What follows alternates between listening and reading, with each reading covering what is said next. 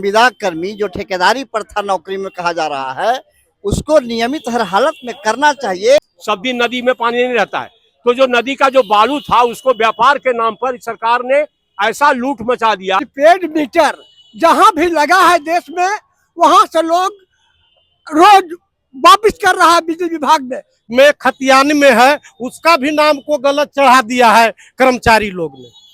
जब उसको नहीं दुरुस्त किया है तो सर्वे आम जनता के लिए ये धोखा है कि आम जनता जो 60 का उम्र पार करता है उसको 5,000 पेंशन दो, और नौकरी वाले के लिए जो एनपीएस और यूपीएस कर रहा है वो एपीएस ओपीएस दो, जो पुराना पेंशन है वही दो। की सड़कों पर 14 सूत्री मांग को लेकर सीपीआईएम के नेताओं के द्वारा निकलकर समाहरणालय के पास प्रदर्शन किया जा रहा है। यह प्रदर्शन इसलिए है कि 14 सूत्री मांग इन लोगों का है। पहला मांग यह भी है कि जो सर्वे में पूरे बिहार में गड़बड़ी हो रही है उस पर जांच किया जाए। कई अधिकारियों पर भी आरोप लगाया जा रहा। भूमिहीन को जमीन देने की मांग किया गया है।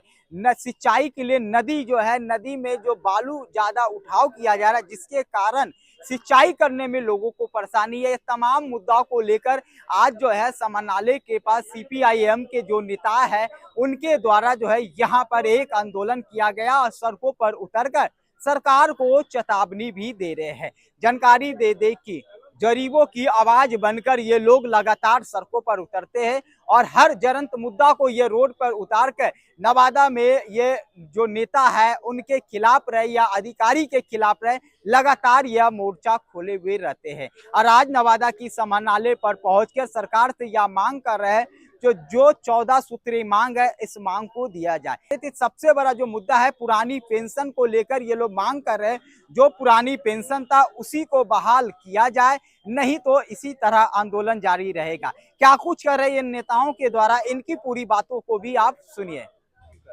प्रीपेड मीटर जहां भी लगा है देश में, वहां से लोग रोज वापिस कर रहा है बिजली विभाग में। कारण इसका यह है कि प्रीपेड मीटर में अगर एक मैसेज भेजेगा तो 10 रुपया लगेगा, लाइन अगर काटेगा तो 50 रुपया लगेगा, लाइन अगर जोड़ेगा तो 50 रुपया लगेगा। इस तरह से जनता को लूटने के लिए यह मीटर का प्रयोग किया जा रहा है और पूंजीपतियों को बढ़ावा देने के लिए पूंजीपतियों के हित में यह प्रीपेड मीटर है। कि सड़कों पर 14 सूत्री मांग को लेकर उतरे आप लोग, क्या कुछ है सर? सबसे बड़ी मांग एक है कि आम जनता जो 60 का उम्र पार करता है उसको 5,000 पेंशन दो, और नौकरी वाले के लिए जो एनपीएस और यूपीएस कर रहा है वो एपीएस ओपीएस दो, जो पुराना पेंशन है वही दो।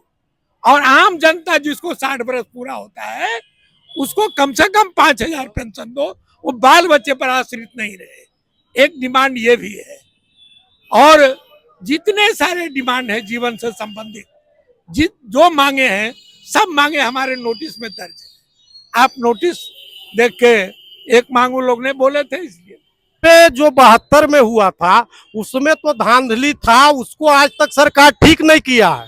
और आज जो है जो ऑनलाइन हुआ है, जिनका नाम सर्वे में खतियान में है, उसका भी नाम को गलत चढ़ा दिया है कर्मचारी लोग ने।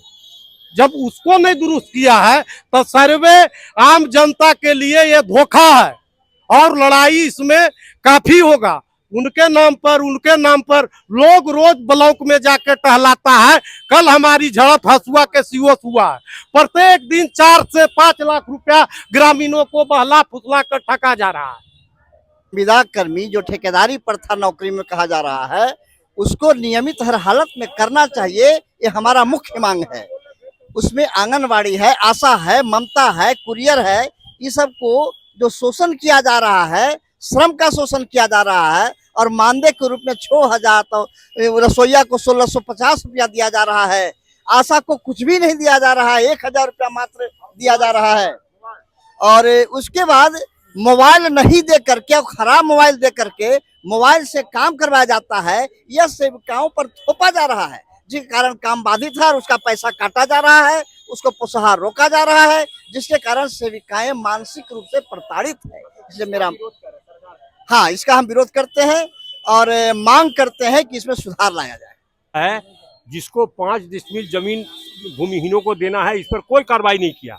और सबसे एक बड़ा मुद्दा हसुआ में है, 300 से अधिक भूमिहीनों को 3 डिसमिल जमीन का पर्चा 14 साल पहले 12 साल पहले से मिला हुआ है और उसको अब तक जमीन नहीं मिला है। रसीद कट रहा है लेकिन जमीन उसको कब्जा नहीं उसको मिला है। तो ये सबसे बड़ा इशू है।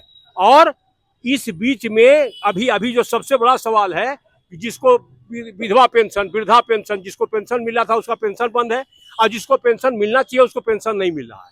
ये भी सवाल है। और खास करके जो सबसे गरीब तबका, जो दलित तबका है, दलित तबका में ये सबसे बड़ी समस्या है। इसलिए इस समस्या के लिए हम संघर्ष कर रहे हैं।